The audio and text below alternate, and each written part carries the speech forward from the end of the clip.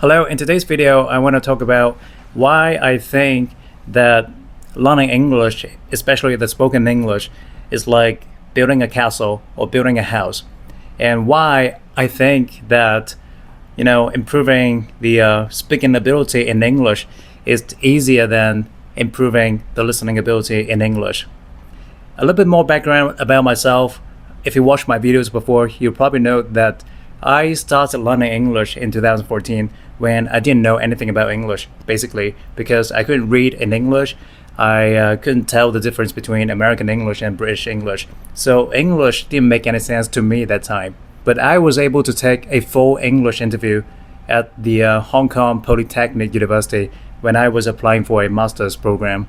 As someone who's been learning English for about 10 years, I totally understand why a lot of people might find it difficult to speak English.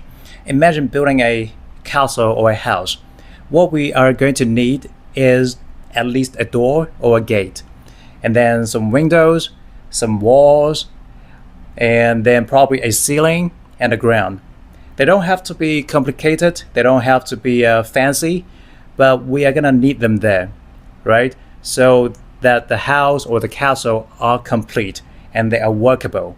It's just like how we learn speaking English. For example, when we are trying to express our gratitude for something that someone has done, what we need to say is thank you or appreciate it, things like that. But in the beginning, when we are learning English, we only need to know that we can say thank you. Another example is when we are trying to greet someone, we can say, how are you doing? Or how is it going? Or simply hello. They're all interchangeable, but we don't have to learn all of them, especially in the beginning of learning English. Let's not make it too complicated. We only need to learn one expression or one sentence for the idea that we need to express. What's important in the beginning of learning English is to build a house or a castle of your English to make your English workable.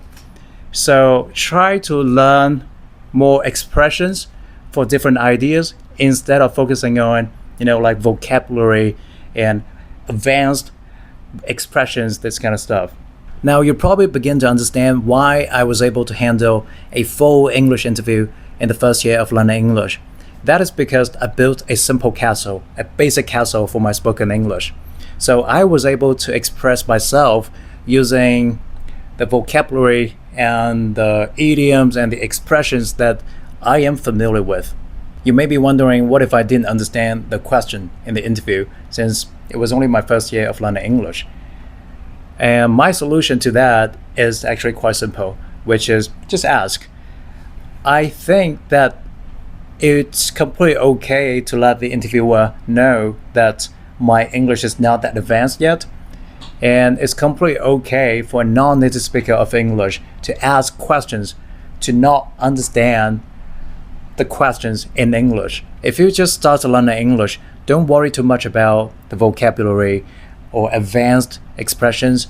What we need to do instead is build a basic castle, a simple house for our expressions, so that we can be conversational in English.